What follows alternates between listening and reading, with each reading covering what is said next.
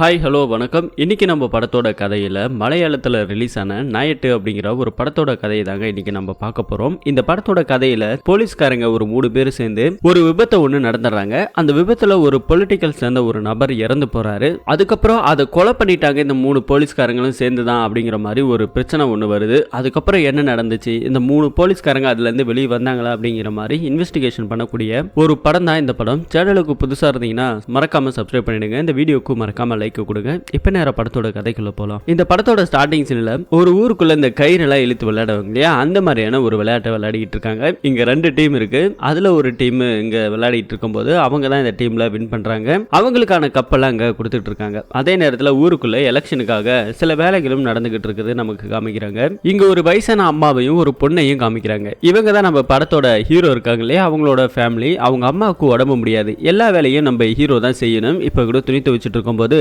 அவர்கிட்டே வந்து ஓட்டு கேட்டுட்டு இருக்காங்க. அடுத்து அவரு ஒரு போலீஸ்காரரா இருக்காரு. அங்கிருந்து கிளம்பி நேரா டியூட்டிக்கு கிளம்பி போய்கிட்டு இருக்காரு. அப்போ உங்க மணின்னு சொல்லிட்டு ஒரு எஸ்ஐ ஒருத்தர் இருக்காரு. அவரோட கார் டிரைவர் நிக்க வரலையா, அவரோட பைக் கொஞ்சம் வெளியே இருக்கு. சரின்னு சொல்லிட்டு நம்ம பிரவீன் ஹீரோ இருக்கார் இல்லையா, அவரை கூப்பிட்டுக்கிட்டு அங்கிருந்து கிளம்பி போறாங்க. கார் டிரைவர் இல்லைன்னு சொல்லிட்டு தான் உன்னை கூட்டிட்டு வந்தா இது தப்பா எடுத்துக்காதுன்னு சொல்லிட்டு வரும்போது அதெல்லாம் ஒன்றும் பிரச்சனை இல்லை சார் சொல்லிட்டு அவர் அங்க விடுறாங்க. அவரு பைக் எடுத்துக்கிறாரு. அதே கொஞ்சம் தூரத்துல இன்னொரு பொண்ணு ஒருத்தி வரா. இவங்களும் நம்ம ஹீரோ பிரவீன் கூட வேலை பார்க்குற ஒரு பொண்ணு தான். இவங்களும் கான்ஸ்டபிளா தான் இருப்பாங்க. இப்ப நேரா போலீஸ் ஸ்டேஷனுக்கு வந்துட்டாங்க. அங்க டியூட்டி எல்லாம் பார்த்துக்கிட்டு இருக்கும்போது திரும்ப ஒரு இடத்துக்கு போகணும்னு சொல்லி நம்ம பிரவீனை தான் நம்ம மணியன் எஸ்ஐ சாரு கூப்பிட்டு போறாரு. திரும்பவும் வண்டியில தான் போய்கிட்டு இருக்காங்க. போகும்போது மணியனோட வீட்டுக்கெல்லாம் போயிட்டு போறாங்க. கொஞ்சம் தூரம் போனவொடனே ஒரு பெட்ரோல் பங்க்ல ஒரு வாட்டர் பாட்டில்ல ஒரு பெட்ரோலை கொஞ்சம் பிடிச்சிட்டு போறாங்க. எதுக்கு சார்னு கேட்டா, இந்த ஊருக்குள்ள ஒரு அரசியல் தலைவரோட பொண்ணை ஒருத்தவங்க லவ் பண்ணிட்டானா, சோ அவன் மேல கொஞ்சம் ஸ்ட்ராங்கா கேஸ போடணும் அப்படிங்கிறதுக்காக இங்க நம்ம மணியன் பெட்ரோல் எல்லாம் வாங்கிட்டு போறாங்க. இப்ப அந்த வீட்டுக்கும் போய் பாக்குறாங்க. அந்த பொண்ணு தங்கி இருக்கிற அந்த ரூமுக்கு நேரா இருக்கிற விண்டோல வாங்கிட்டு வந்த பெட்ரோல் எல்லாம் அப்படியே ஊத்தி பத்த வச்சு விட்டுறாரு. எரிச்சதுக்கு அப்புறம் இது மாதிரி அந்த பையன் வந்து பெட்ரோல் ஊத்தி எரிச்சிட்டான், நல்ல வேலையா பொண்ணு உயிர் தப்பிச்சுது, அவன் மேல அப்படின்னு ஒரு கேஸ கொடுத்து அவனு வெளியவே வர முடியாம நான் பெயில் வாரண்ட்ல உள்ள தூக்கி போட்டுலாம் அப்படின்னு சொல்லி நம்ம மணியின் எஸ்ஐ இங்க ஒரு பயங்கரமான ஐடியாவை கொடுத்துட்டு போறாரு. டியூட்டி எல்லாம் முடிஞ்சதுக்கு அப்புறம் நம்ம பிரவீன் அவங்க அம்மாக்கு உடம்பு முடியல இல்லையா, ஹாஸ்பிட்டலுக்கு கூட்டிட்டு வந்திருக்காங்க. இப்ப டாக்டர் கொஞ்ச நாள் வச்சு ட்ரீட்மெண்ட் பண்ணணும் அப்படின்ற மாதிரி சொன்னதால இப்ப லீவு கேட்கலாம் சொல்லி மஃப்டியில நம்ம பிரவீன் இங்க வராரு. மணியின் அதை பார்த்துட்டு என்னடா கலர் யூனிஃபார்ம்ல எல்லாம் வந்திருக்கேன், டியூட்டிக்கு இன்னைக்கு வரலையான்னு சொல்லி கேட்டா, இல்ல சார் எங்க அம்மாக்கு உடம்பு முடியல, நான் லீவு கேட்கலாம் தான் வந்திருக்கேன் அப்படின்னு சொல்லிட்டு நம்ம பிரவீன் சொல்றாரு. சரி உள்ள போ அப்படின்னு சொல்லிட்டு அவங்க சொல்லிக்கிட்டு இருக்க அதே இடத்துல சில கும்பல் இங்க நின்றுட்டு இருக்கு. ரவுடி கும்பல் தான். அவனுங்க ஒருத்தவங்க பார்க்க போட்டுட்டு அங்க இருக்கிற போலீஸ் ஸ்டேஷன் செவத்திலே துப்பினதால அதை நம்ம பார்த்த மணி, ஏண்டா துப்புறது உனக்கு இதுதான் இடமாடா, ஒழுங்கா அதை தொடரா அப்படின்னு சொல்லும் போது அவன் கொஞ்சம் நக்கலா காலாலே தொடக்கிறான். ஏன் சார் கையால தொடக்க மாட்டீங்களோ அப்படின்னு சொல்லிட்டு அடிக்கிறதுக்கு போக அங்க இருக்கிறவங்க எல்லாருமே மறிச்சு வர்றாங்க. இந்த பிரச்சனை அப்படியே வெளியே இருக்கிறவங்களுக்கும் உள்ள இருக்கிறவங்களுக்கும் பாத்துக்கிட்டு இருக்க நம்ம ஹீரோ தான் போயிட்டு அவங்கள சமாதானப்படுத்தி கூட்டிட்டு வராரு. இன்ஸ்பெக்டர் கூட்டி ஏன்பா அந்த மாதிரிலாம் பண்றீங்கன்னு சொல்லி வான் பண்ணி தான் வர்றாரு. அதே நேரத்தில் நம்ம ஹீரோ வந்துட்டு புதுசா வந்திருக்க இன்ஸ்பெக்டர்கிட்ட லீவு கேட்டா அந்த ஆளு கண்ட மணிக்கு திட்டுறான். ஏன் சும்மா சும்மா லீவ் எல்லாம் எடுக்க கூடாது, அது எலெக்ஷன் டைம் அப்படின்ற மாதிரி அவரு ஒரு பக்கம் கத்தந்தால நம்ம ஹீரோக்கு என்ன பண்றதுன்னு தெரியாம அதே கடுப்புல இந்த பக்கம் வெளியே வரும்போது ஏற்கனவே எச்சு துப்பினான் இல்லையா செவத்துல, அவன் அந்த பக்கம் நின்றுட்டு இருக்கும்போது அவனோட போனை கொஞ்சம் நம்ம ஹீரோ தெரியாதனமா தட்டி விட்டுறாரு. தட்டி விட்டுட்டு சாரிப்பா தெரியாம பண்ணிட்டான் அப்படின்னு தான் நம்ம ஹீரோவும் சொல்றாரு. தெரியாம பண்ணிட்டேன், போனை எடுத்துக்கூடிய அப்படின்னு சொல்லும்போது கொஞ்சம் நக்கலா அவன் சொல்றான், என்னது போனை எடுத்து கொடுக்கணுமா சொல்லி அங்கவே 2 பேத்துக்கு சண்டை நடக்குது. நம்ம ஹீரோ அவன ரவுடிய கழுத்தை பிடிச்சு அப்படியே செவுத்துல ஒரே ஏத்துறாரு. இதே எல்லாத்தையும் பார்த்துட்டு இருக்க அவங்களும் அடிக்கிறதுக்கு வரும்போது தான் நம்ம மணியனும் நம்ம ஹீரோவும் எல்லாரும் சேர்ந்து போலீஸ்கார கான்ஸ்டபிள் எல்லாத்தையுமே கூப்பிட்டு அடிச்சு அந்த பையனை தூக்கி லாக்அப்ல போட்டுறாங்க. மற்ற ஆளுகள் எல்லாத்தையும் வெளியே தள்ளி ஸ்டேஷனை இழுத்து மூடுறாங்க. இந்த விஷயத்தை அந்த கேங்ல இருக்க ஒருத்தவன் மேல இடத்துக்கு பொலிட்டிக்கல் பவர் இருக்க ஒரு ஆளுக்கு போனை போட்டு சொல்லியாச்சு. அடுத்து அங்க இருக்கிற இன்ஸ்பெக்டர், யோ என்னையா பண்ற, அவன்ல ஏன் தூக்கி உள்ள வச்சீங்க, பெரிய பிரச்சனை ஏதாவது வந்துட போதியா எலெக்ஷன் டைம் அப்படின்னு அவரு ஒரு பக்கம் பயந்துகிட்டு இருக்க, அடிக்க வந்தா சும்மா விட்டுருவாங்களா அப்படின்னு ஒரு பக்கம் சொல்லிக்கிட்டு இருக்க, வெளியே இருக்கிறவங்களா பிரச்சனை பண்றாங்க. அந்த நேரத்தில் நம்ம ஹீரோ துப்பாக்கிலாம் எடுத்து கொஞ்சம் மிரட்டி விட்டுறாரு. இப்போ இந்த பிரச்சனை அங்க இருக்கிற கேங் மூலியமா போயிட்டு நேரா சிஎம் காதுக்கே போகுது. அந்த அளவுக்கு பவர்ஃபுல்லான ஒரு ஆளை தான் தூக்கி உள்ள வச்சிருக்காங்க. அதுக்கப்புறம் அரெஸ்ட் பண்ண அந்த பையனையும் வெளியே விடுறாங்க. வெளியே விட்டதுக்கு அப்புறமும் அவங்களுக்கு கொஞ்சம் கோபமும் இருக்குது. இப்போ நம்ம ஹீரோ மணியன் அந்த லேடி கான்ஸ்டபிள் இவங்க எல்லாருமே சேர்ந்து ஒரு பார்ட்டி ஒன்று இருக்கு. ஸோ அந்த பார்ட்டிக்கு எல்லாரும் போயிட்டு வரலாம்னு சொல்லிட்டு ஜாலியாக போயிட்டு எல்லாருமே சரக்கு அடிக்கிறாங்க. இப்போ டிரைவ் பண்றது என்னமோ மணியனோட ரிலேட்டிவ்ல இருக்க ஒரு பையன் தான். ஸோ அவன் தான் அந்த ஜீப்பை டிரைவ் பண்ணிட்டு இவங்க 3 பேத்தையும் கூப்பிட்டு வந்துகிட்டே இருக்கிறான். கொஞ்சம் தூரத்தில் வந்த உடனே அந்த காரு ஒரு பைக் மேல மோதுது. ஸோ அவனை தான் வாண்டடா வந்து இடிச்சிருக்கான். இடிச்சதுல அந்த பக்கம் போய் அவன் விழுந்ததுல இவங்க எல்லாரும் வெளியே வந்து பாக்குறாங்க. வெளியே வந்து பார்க்கும்போது தான் இவங்களுக்கு ஒரு அதிர்ச்சி காத்துக்கிட்டு இருக்கு. என்ன அப்படின்னா சிஎம்க்கு ஒருத்தன் ஃபோன் பண்ணா இல்லையா, ஸோ அந்த பொலிட்டிக்கல்ல இருக்கிற ஒரு ஆள் தான் இப்போ இங்க அடிச்சு விழுந்து கிடக்கிறான். தலையில எல்லாம் பயங்கரமான அடி. அங்க இருக்கிற மணியன் பேசாம இதை இப்படியே விட்டுட்டு போயிடலாம் வா, யாருமே பாக்குறதுக்குள்ள நம்ம போயிடலாம் அப்படின்னு தான் அவரு சொல்றாரு. ஆனா நம்ம பிரவீன் இருக்காரு இல்லையா, அவரு என்ன சொல்றாருன்னா இப்படி அடிபட்டுட்டு இப்படியே விட்டுட்டு போக முடியுமா சார், ஹாஸ்பிட்டல்ல போயிட்டு சேர்க்கலாம், உயிர் இருக்கு அப்படின்ற மாதிரி சொன்னதால இவங்க அங்கே பேசிட்டு இருக்கும் போதே ஒரு 3 பேர் அதே கேங்ல சேர்ந்த ஒருத்தவங்க பாத்துறாங்க. சோ போலீஸ்காரங்க அடிச்சு கொண்டுட்டாங்க அப்படிங்கிற மாதிரி இவங்கெல்லாம் ஒரு கதையை கட்டிட்டு அங்க இருந்து வேகமா போறானுங்க. ஆனா நம்ம போலீஸ்காரங்க 3 பேரும் இங்க இருக்கிற பாடியை தூக்கிக்கிட்டு நேர ஹாஸ்பிட்டல்ல சேர்க்கணும் அப்படிங்கிறதுக்காக போய்கிட்டு இருக்கும்போது கார் டிரைவர் எங்கே இறங்கி ஓடிட்டான். யாரடா இப்ப ஓட்டுறதுன்னு பார்த்தா நம்ம ஹீரோ பிரவீன் தான். சரி நான் ஓட்டுறேன் அப்படின்னு சொல்லிட்டு அவரு காரை எடுத்துக்கிட்டு நேரா ஹாஸ்பிட்டலுக்கு போறாங்க. போய் உள்ள சேர்த்த கொஞ்ச நேரத்துல பாதி வழியிலே அவன் இறந்து போறான். தலையில பயங்கரமான அடிபட்டதால சீக்கிரமா பிளட் லாஸ் ஆகி இறந்து போயிட்டாங்க அப்படிங்கிற மாதிரி விஷயத்த சொன்ன உடனே இங்க இருக்கிற விஷயம் எல்லாமே அவங்க ரவுடி கேங்குக்கெல்லாம் தெரிஞ்சிருச்சு. வெளியே தான் நின்றுட்டு இருக்கிறானுங்க. சோ அவனுங்க எல்லாம் நம்ம ஹீரோவை அடிக்கணுங்கிற வெறியில எல்லாத்தையும் காத்துக்கிட்டு இருக்காங்க. இந்த 3 போலீஸ்காரங்களும் வெளியே வர்றதுக்குள்ள அந்த ரவுடி கேங்கு இவங்களை அடிக்கிறது காத்துட்டு இருந்தாங்க இல்லையா, வேற வழியில் அவங்களை தள்ளி விட்டு பிண்டோர் வழியா நம்ம போலீஸ்காரங்க 3 பேரும் வேகமா வேற இடத்துக்கு ஓடிடுறாங்க. இப்போ போலீஸ் ஸ்டேஷனுக்கு கால் பண்ணி இந்த மாதிரி நடந்துருச்சு சார் அப்படின்னு சொல்லும் போது கூட சரி எதுவா இருந்தாலும் பாத்துக்கலாம் வாங்கயா அப்படின்ற மாதிரி சொல்லி இருக்காங்க. இந்த லேடி போலீஸை மட்டும் வீட்டுல விட்டுட்டு போயிடலாம் சொல்லி நம்ம மணியனும் பிரவீனும் முடிவு பண்ணிருப்பாங்க. வீட்டுல விட்டுட்டு போலான்னு கொஞ்ச தூரம் பார்த்தா அவங்க பொண்ணோட வீட்லயும் நிறைய ரவுடி பசங்க நின்றுட்டு இருக்கானுங்க. இந்த பொண்ணை பார்த்த உடனே அடிக்கணுன்றதுக்காக வேகமா ஓடி வராங்க. உடனே இந்த பொண்ணு காரை நிப்பாட்டுங்க சார் சொல்லி திரும்பவும் கார் உள்ள ஏறிட்டு இவங்க 3 பேரும் போய்கிட்டு இருக்காங்க. அதுக்குள்ள பார்த்தா இந்த நியூஸ் சிஎம் வரைக்கும் போயிடுது. கண்டிப்பா இந்த கொலையை படுத அந்த 3 போலீஸ்காரங்க தான், கண்டிப்பா அவங்களை அரெஸ்ட் பண்ணுவோம் அப்படிங்கிற மாதிரி சொல்லியிருக்காங்க. இதனால இந்த கேஸை விசாரிக்கிறதாக புதுசா ஒரு ஐஜி போட்டிருக்காங்க. சோ அவங்களும் வந்து இந்த போலீஸ் ஸ்டேஷன்ல சிஎம் எல்லாத்தையும் பார்த்துட்டு தான் வந்திருக்காங்க. அந்த 3 பேர்த்த கண்டிப்பா பிடிக்கணும் அப்படின்னு சொல்ல உடனே இந்த நியூஸ் எல்லாம் பரபரப்பா போக நம்ம போலீஸ் டீமுக்கு தெரிஞ்சு போச்சு. இனிமே நம்மள போலீஸ்காரங்க காப்பாற்ற போறதில்ல, நாம தப்பிச்சு எப்படியாவது இந்த தமிழ்நாடு பார்டருக்குள்ள போயிடலாம், கொஞ்ச நாளுக்கு அப்புறம் எதுவா இருந்தாலும் பாத்துக்கலாம் அப்படிங்கிற மாதிரி சொல்லிட்டு அவங்களோட ஜீப்ல அங்க இங்கன்னு சுத்திக்கிட்டே இருக்கிறாங்க. இருந்தாலும் அங்க இருக்கிற செக் போஸ்ட் அங்க இங்கன்னு இருக்கிறதால வேற வழி இல்லாம தெரிஞ்ச பையன் ஒருத்தவன் டாடா ஏசி வச்சிருக்கான், அவனை வர சொல்றாங்க. அவனோட கார்ல பின்னாடி ஏறிக்கிறாங்க. ஏறிட்டு கொஞ்சம் தூரமா அப்படியே பஸ் இது அதுன்னு டிராவல் பண்ணி தான் போய்கிட்டு இருக்காங்க. போகும்போது கூட இவங்களுக்கு எல்லா நியூஸுமே வருது. போன்ல இவங்களோட போட்டோஸ் எல்லாம் அனுப்பி நியூஸ்லயும் விட்டுறாங்க. யார் எங்க பார்த்தாலும் உடனடியா சொல்லுங்க சொல்லி எல்லா செக் போஸ்டையுமே அலர்ட் பண்றாங்க. என்ன பண்றதுன்னு தெரியாம பாவம் இவங்க 3 பேருமே தவிச்சு போறாங்க. ஒரு கட்டத்துல ஒரு செக் போஸ்ட்டுக்கு போலீஸ்காரங்க நின்றுட்டு இருக்காங்க. அங்க இருக்கிற செக் போஸ்ட்டை பார்த்த உடனே டிரைவரும் சொல்லிடுறான். இவங்க 3 பேர் இறங்கி வேற ஒரு ஃபாரஸ்ட் வழியா உள்ள வந்து அதுக்கப்புறம் திரும்பவும் இந்த பக்கம் ஏறி வராங்க. இந்த பக்கத்துல போலீஸ்காரங்களோட டீமை காமிக்கிறாங்க. அவங்கள எப்படியாவது கண்டுபிடிச்சிடணும். போலீஸ் வேனும் கிடைச்சிருக்குது. ஏன்னா அவங்க ஓடிட்டு போன ஜீப் ஒரு இடத்துல விட்டுருக்காங்களா. ஸோ அங்கிருந்து பக்கத்தில் இருக்க இடத்துல தான் எங்கேயாவது போயிருக்கணும். எல்லா செக் போஸ்ட்டையும் அலர்ட் பண்ணுங்க அப்படிங்கிற மாதிரி இங்க இருக்கிற டீம் ஒரு பக்கம் பிடிக்கிறதுக்காக காத்துக்கிட்டு இருக்காங்க. இனிமேலும் இந்த கார்ல டிராவல் பண்ணா கண்டிப்பா நம்மள பிடிச்சிருவாங்க. ஃபாரஸ்ட் வழியா இறங்கி வேற ஒரு இடத்துக்கு போயிடலாம் அப்படிங்கிற மாதிரி இவங்க 3 பேர் டீமும் முடிவு பண்ணி ஃபாரஸ்ட் வழியாவே இப்ப கொஞ்சம் தூரம் போய்கிட்டு இருக்காங்க. போற வழியில பிளாட்ஃபார்ம்ல ஒரு கடை இருக்குது. துணிப்பையெல்லாம் போட்டு மூடி வச்சிருக்காங்க. அந்த கடையை திறந்து அதுக்குள்ள இருக்க தேவையான சொட்டர்ஸ் முகமுடி எல்லாத்தையும் எடுத்துக்கிட்டு கொஞ்சம் ஃபேஸ் அப்படியே கவர் பண்ணி தான் வராங்க. பசி ரொம்ப அதிகமா இருக்குன்னு சொல்லிட்டு ஒரு கடையில டீ குடிச்சிட்டு இருக்காங்க. ஸோ டீ குடிக்கிற இடத்துலயுமே தெரிஞ்சிச்சு இவங்க எல்லாம் தேடிக்கிட்டு தான் இருக்கிறாங்க அப்படிங்கிற மாதிரி ஒரு வழியா ஃபாரஸ்ட் வழியா வந்து வயநாடு பக்கமா இவங்க வந்துடுறாங்க. ஸோ நம்ம மணியனுக்கு தெரிஞ்ச ஃப்ரெண்ட் ஒருத்தர் இருக்கிறான். அந்த இடத்துக்கு போனா கண்டிப்பா நம்மள யாராலையும் தேடி வர முடியாது அப்படிங்கிற மாதிரி நம்ம மணியை சொல்லிட்டு அவங்க கூட டிராவல் பண்ணிக்கிட்டு இருக்கிறாங்க. ட்ரக் அங்க இங்கன்னு முகத்தை மூடிக்கிட்டு தான் வராங்க. போற இடத்துல சில இடத்துல காஃபி குடிச்சிட்டு இருக்கும் போது கூடமே இவங்களோட போட்டோஸ் எல்லாம் போட்டு இவங்க ஒரு கொலைகாரங்க, இவங்களை வந்துட்டு போலீஸ் தேடிக்கிட்டு இருக்கா அப்படிங்கிற மாதிரி நியூஸ் எல்லாம் போட்டுக்கிட்டு இருக்க இவங்க 3 பேத்துக்குமே மனசே சரியில்லை. அங்க இருந்து ஒரு வழியா மணியன் கூட்டிட்டு வந்துட்டாரு. ஸோ அவனோட மணியனோட ஃப்ரெண்டை தேடி வராரு. அவரு ஒரு தமிழ்காரர் தான். ஸோ அவர் தேடி வந்த இடத்துல அவரு ஒரு இடத்துல இருக்கிறாரு. ஸோ இந்த இடத்துக்கு போலீஸ்காரங்களே யாராவது வருவாங்களை கேட்டா இந்த ஊர் மக்களுக்கு போலீஸ்காரங்களாலே ஆகாதான். ஸோ இங்க எந்த பிரச்சனையா இருந்தாலும் இவங்களே பேசி தீர்த்துக்குவாங்க. இங்க எதுக்குங்க சார் வந்திருக்கீங்க, என்ன விஷயம் அப்படின்னு சொல்லி மணியன்ட்ட அந்த ஆளு கேட்கும்போது கூட நம்ம ஹீரோவா அந்த பொண்ணு இருக்காங்க இல்லையா, இவங்க 2 பேரும் லவ் பண்றாங்க.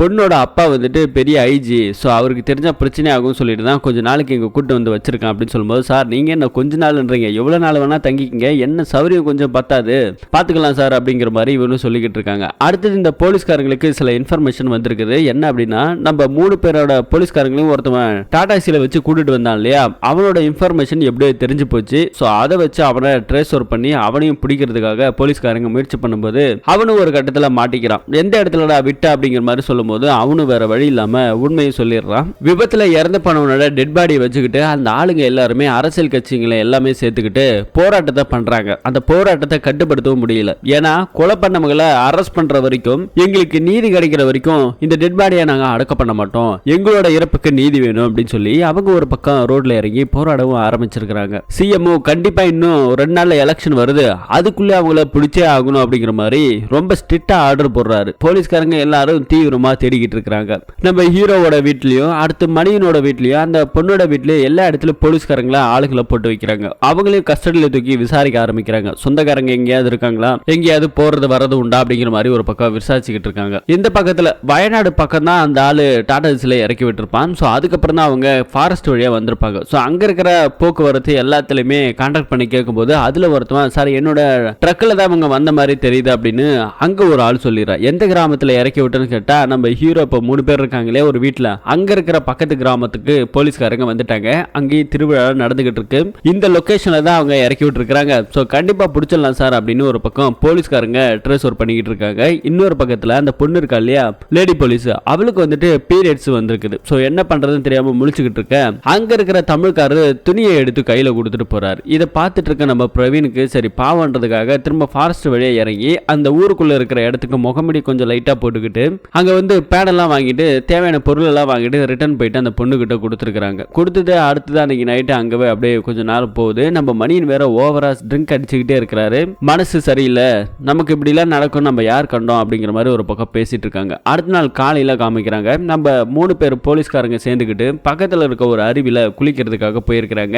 அந்த நேரம் பார்த்து போலீஸ் டீம் எல்லா இடத்துலயும் வந்து சர்ச் பண்ணிருக்காங்க. சோ அப்ப கூட இவங்க 3 பேர் குளிக்க போனதால அந்த வீட்டுல இல்லாதால இவங்க இல்ல அப்படின்னு சொல்லிட்டு போயிடுறாங்க. அடுத்த நாள் காலையில அங்க இருக்கிற கடையில எல்லாத்திலுமே போலீஸ்காரங்க இந்த போட்டோவை காமிச்சு இவங்களை யாராவது இங்க பாத்திருக்கீங்களான்னு சொல்லி கேட்கும்போது அங்க இருக்கிற ஒரு ஆளு நேத்து தான் இங்க இருக்கிற ஒரு ஆள் வந்து பேட் வாங்கிட்டு போனாரு அப்படிங்கிற விஷயத்த போட்டு கொடுத்துறான். சோ போட்டு கொடுத்த அடுத்த நிமிஷம் சார் அவங்க கண்டிப்பா இந்த ஏரியால தான் இருக்காங்க, இன்னைக்கே நாங்க பிடிச்சிடறோம் அப்படிங்கிற மாதிரி சொல்லியிருக்காங்க. போலீஸ்காரங்களும் சீக்கிரமா பிடிங்க, மேல இடத்துல இருந்து வேற பயங்கர பிரஷர் இருக்கு, சிஎம் வேற கண்டிப்பா இன்னைக்கே முடிச்சிடணும் அப்படிங்கிற மாதிரி சொல்லியிருக்காங்க. ஏன்னா அடுத்த நாள் எலெக்ஷன் இருக்கு அப்படிங்கிற மாதிரி சொன்னதால இல்ல சார் கண்டிப்பா நாங்க பிடிச்சிருவோம் அப்படின்னு அங்க இருக்கிற ஐஜி அம்மாவும் சொல்றாங்க. அடுத்த கொஞ்ச நேரத்துல கொஞ்ச தூரம் போனதுக்கு அப்புறம் அந்த வீட்டையே கண்டுபிடிச்சாங்க. போலீஸ்காரங்க தூரத்துல இருக்க அந்த வீட்டுல ஏதாவது ஆக்டிவிட்டிஸ் நடக்குதா அப்படிங்கிற மாதிரி பார்க்கும்போது தான் அங்க இருக்கிற மணியனும் அங்க இருக்கிற அவங்க போலீஸ்காரங்க எல்லாம் உட்கார்ந்து இருக்கிற விஷயம் தெரிய வருது. ஆனா நம்ம போறதுக்குள்ள அவங்க எங்க தப்பிச்சு ஓடிடுவாங்க, ஃபாரஸ்ட் பகுதின்றதால அங்க இருக்கிற மேல் இடத்துக்கு போன் பண்ணி சார் அவங்க இருக்கிற இடத்த கண்டுபிடிச்சிட்டோம், சிஎம் சார் கிட்ட சொல்லுங்க இன்னைக்கு நாங்க பிடிச்சிடறோம் அப்படிங்கிற மாதிரி எல்லாம் பிளான் பண்ணிக்கிட்டு இருக்காங்க. அதே நேரத்துல இது எப்படி தெரிஞ்சிருக்குன்னா நம்ம மணியனோட ஃப்ரெண்டு ஒரு தமிழ்கார, அவனுக்கு இந்த இடத்துல வீடு இருக்குன்னு தெரிஞ்சிருக்குல்ல. ஏன்னா ஆல்ரெடி இங்க டியூட்டி பார்க்கும்போது இவங்கெல்லாம் பழக்க வழக்கத்தை வச்சுதான் அந்த வீடு கொடுத்தான் இல்லையா, அவனையுமே இந்த போலீஸ்காரங்க பிடிச்சிருக்காங்க. அவனோட மூலமா தான் அவனோட வீட்டையும் காமிச்சிருப்பான், உண்மையும் சொல்லியிருப்பான். ஸோ அதை வச்சு இங்க பிடிச்சிருக்கலாம் முடிவு பண்ணி வந்திருக்காங்க.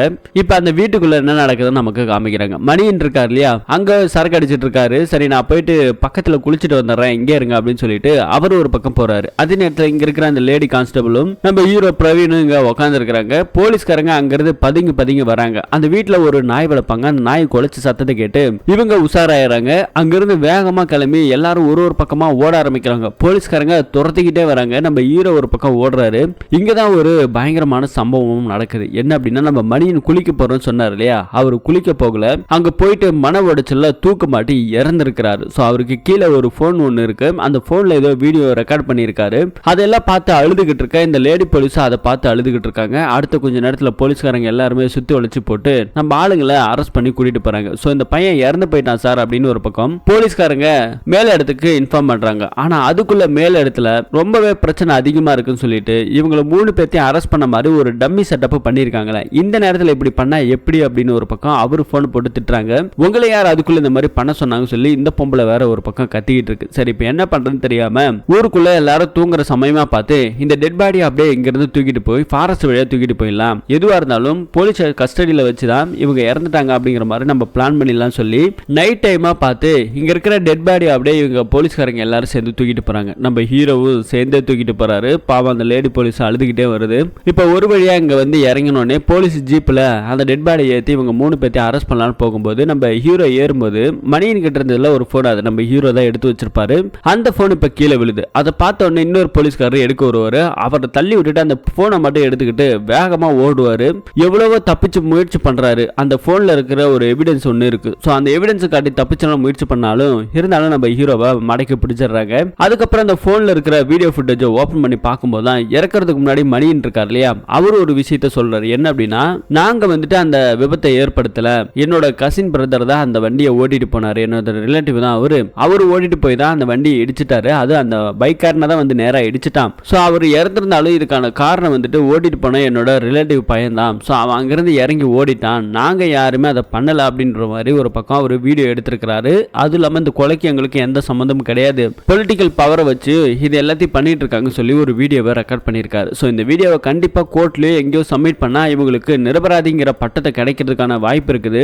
மணியன் தான் உயிரை விட்டாது இவங்களை காப்பாற்றணும் முயற்சி பண்ணியிருக்காரு. ஆனா இந்த விஷயம் ஒரே காப்பி இருக்கிறது இந்த மொபைல் மட்டும்தான். அங்க இருக்கிற மேல் அதிகாரிங்க எல்லாருமே சேர்ந்து இது ஒரு காப்பி தானே இருக்கு, இதை நம்ம டெலிட் பண்ணிடலாம், கொலைக்கான காரணம் இவங்க 3 பேர் தான் அப்படிங்கிற மாதிரி சொல்லிடலாம் அப்படின்னு சொல்லி நம்ம போலீஸ்காரங்க டீமும் முடிவு பண்ணியிருக்காங்க. அடுத்து அங்க இருக்கிற ஒரு அதிகாரி அரெஸ்ட் பண்ணி கூட்டிட்டு வந்த நம்ம ஹீரோவும் அந்த பொண்ணையும் வச்சு விசாரிக்கிறாங்க. இது பாரு, உங்களுக்கு ஒரு வழி தரவா, பேசாம இந்த கொலையை மணியன் தான் பண்ணாரு, அவர் தான் ஜீப் ஓட்டிட்டு போயிட்டு விட்டுட்டாரு, இந்த கொலைக்கான காரணம் அவர் தான் அப்படிங்கிற மாதிரி சொல்லிடுங்க, நீங்க 2 பேர் கொஞ்ச நாள் உள்ள இருங்க, அதுக்கப்புறம் நாங்க உங்களை பெயில் எடுத்து உங்களோட பிரச்சனை எல்லாத்தையுமே நாங்க சரி பண்ணிடுறோம் அப்படிங்கிற மாதிரி சொல்லிக்கிட்டு இருக்காங்க. மணியன் மேல பழிய போட சொல்றாங்க. ஆனா அப்ப நம்ம ஹீரோ என்ன சொல்றாருன்னா, சார் அந்த காரை நாங்க ஓட்டல, மணியன் சாருமே ஓட்டல, அந்த ரிலேட்டிவ் பையன் தான் ஓட்டினா அப்படிங்கிற மாதிரி சொல்றாங்க. அப்படியா அப்படின்னு சொல்லிட்டு கொஞ்ச நேரத்தில் பார்த்தா அந்த ரிலேட்டிவ் பையன் கார் ஓட்டிட்டு போனான் இல்லையா, அவனையுமே கஸ்டடியில் வச்சு அவனுக்கு ஏதோ சில பணத்தை கொடுத்து அவங்கிட்ட ஒரு ஸ்டேட்மெண்ட்டை எடுத்திருக்காங்க. அவன் என்ன சொல்றான்னா, கண்டிப்பா நான் கார் ஓட்டல, மணியன் சார் தான் குடிச்சிட்டு வண்டி ஓட்டிட்டு இருந்தாரு, அதுவும் இல்லாம கொஞ்சம் தூரத்துல பிரவீன் சாரும் மாத்தி ஓட்டினாங்க, இவங்க தான் அந்த விபத்தை ஏற்படுத்தினாங்க, எனக்கு இதுக்கு எந்த சம்பந்தமுமே கிடையாது அப்படிங்கிற மாதிரி சொல்லிடுறாங்க. சார் வீடியோ இருக்கு சார், ஃபுட்டேஜ் இருக்கு சார் அப்படின்னு சொல்லி நம்ம ஹீரோ சொல்லும்போது கூட அது ஒரு காப்பி தானே இருக்கு, உன் கண்ணு முன்னாடியே உடைக்கிறேன்னு சொல்லி ரெக்கார்டு எடுத்து வச்சிருந்த மணியனோட போனையுமே அதுல இருக்க மெமரி கார்டை கழட்டி உடைச்சு அந்த போனையுமே க்ளோஸ் பண்ணிடுறாங்க. ஸோ இப்போ நீங்க தான் அக்யூஸ்ட் அப்படின்னு சொல்லும்போது, பேசாம நான் சொன்ன மாதிரி மணியன் மேல பழிய போடுங்கன்னு சொல்லும்போது அந்த பொண்ணு இருக்கா இல்லையா, அவன் என்ன சொல்றாருன்னா, இறந்து போனதுக்கு அப்புறமும் ஒரு மனுஷனை அவமானப்படுத்த நாங்க விரும்பல, நாங்க இதை ஒத்துக்க மாட்டோம் சொல்லி அந்த பொண்ணு சொல்லுது. அடுத்த நிமிஷம் என்ன, திரும்பவும் நம்ம மணியன் வந்துட்டு கஸ்டடியில் வச்சுட்டு இருக்கும் போது அவர் தூக்க மாட்டி இறந்துட்டதா சொல்லி ஒரு செட்டப் ஒன்று போட்டுறாங்க. ஃபாரன்சிக்கலா வந்து ஆமா இவர் போலீஸ் கஸ்டடியில் இருக்கும்போது விசாரணைக்கு பயந்துகிட்டு தான் இவர் தூக்க மாட்டி இறந்துட்டாங்கன்னு சொல்லி போலீஸ்காரங்களா ஒரு ஃபேக்கா ஒரு ஐடென்டிஃபை பண்ணி மணியனை இங்க இருந்த மாதிரி செட்டப் பண்ணிட்டாங்க. அடுத்து நியூஸ் எல்லாம் பரபரப்பா போகுது. அரெஸ்ட் பண்ணி கூட்டிட்டு வந்த 3 போலீஸ்காரங்களா ஒருத்தர் விசாரணைக்கு பயந்து போலீஸ் ஸ்டேஷன்ல தூக்க மாட்டி இறந்துட்டாங்க அப்படின்னு சொல்லி நியூஸ்ல பரபரப்பா இருக்குது. அடுத்தது இந்த 2 பேத்தையும் கைது பண்ணி கூட்டிட்டு போறாங்க. போகும்போது கூட வேன்ல கூட்டிட்டு போகும்போது பொதுமக்கள் எல்லாருமே இந்த 2 போலீஸ்காரங்களை அசிங்க சிங்கமா திட்டுறது, கள்ள தூக்கி அடிக்கிறது அப்படின்னு ஏகப்பட்ட விஷயங்களை பண்றாங்க. கொஞ்ச தூரம் போயிட்டு இருக்கும்போது கார் ஒரு இடத்துல நிக்குது. என்னடான்னு பார்த்தா ஒரு வயசான அம்மா, கண்ணு தெரியாத அம்மாவை இந்த பக்கம் கிராஸ் பண்ணி கூட்டிட்டு போறாங்க. எதுக்காகனா இன்னைக்கு எலெக்ஷன் டே, ஸோ ஓட்டு போடுறாங்க. அந்த கண்ணு தெரியாத லேடியை ஒருத்தன் தான் கூட்டிட்டு போறான். கூட்டிட்டு போயிட்டு ஓட்டையும் போடுறான். ஓட்டு கூட தப்பா தான் போட்டு விடுறான். அவன் இஷ்டத்துக்கு தான் அவன் போடுறானே தவிர இந்த அம்மாவால முடிவெடுக்க முடியல. கைது பண்ணி கூட்டிட்டு போற நம்ம போலீஸ்காரங்க என்னதான் உண்மையை சொன்னாலும் அவனுங்க எடுக்கிறதா முடிவு அப்படிங்கிற மாதிரி தான் நமக்கு தெரியுது. இந்த படத்தோட கிளைமேக்ஸ்ல இந்த வயசான பாட்டி, கண்ணு தெரியாத பாட்டி ஓட்டு போட வராங்கல்ல, இந்த விஷயத்திலே ஏகப்பட்ட கதைகளை, இந்த கதைக்கு சம்பந்தமான ஏகப்பட்ட விஷயங்களை ஒரே ஷாட்ல வச்சு டைரக்டர் அருமையா முடிச்சிருப்பாரு. இந்த விஷயத்தை நீங்க எப்படி கன்வே வேணாலும் நீங்க பண்ணிக்கலாம். என்னோட பாயிண்ட் ஆஃப் வியூல பார்த்தா, நீதி தேவதைன்னு சொல்லி கோர்ட்ல ஒரு அம்மாவை நிக்க வச்சிருப்பாங்க, கண்ணை கட்டி வச்சிருப்பாங்க. இதையும் கம்பேர் பண்ணி பார்த்தா நீதி தேவதைக்கு கண்ணு தெரியல, இவனுங்களா என்ன சொல்றாங்களோ அதுதான் நீதியா இருக்குது அப்படிங்கிற மாதிரி தான் என்னோட பாயிண்ட் ஆஃப் வியூல இதை பார்க்குறேன். உங்களோட பாயிண்ட் ஆஃப் வியூல நீங்க என்ன பார்க்குறீங்கிறத கமெண்ட் செக்ஷன்ல சொல்லுங்க. இது மாதிரியான கதைகளை தெரிஞ்சுக்கணும்னா மறக்காம நம்ம சேனலை சப்ஸ்கிரைப் பண்ணி சப்போர்ட் பண்ணுங்க. மீண்டும் ஒரு நல்ல படத்தோட கதையில சந்திப்போம். தேங்க்யூ.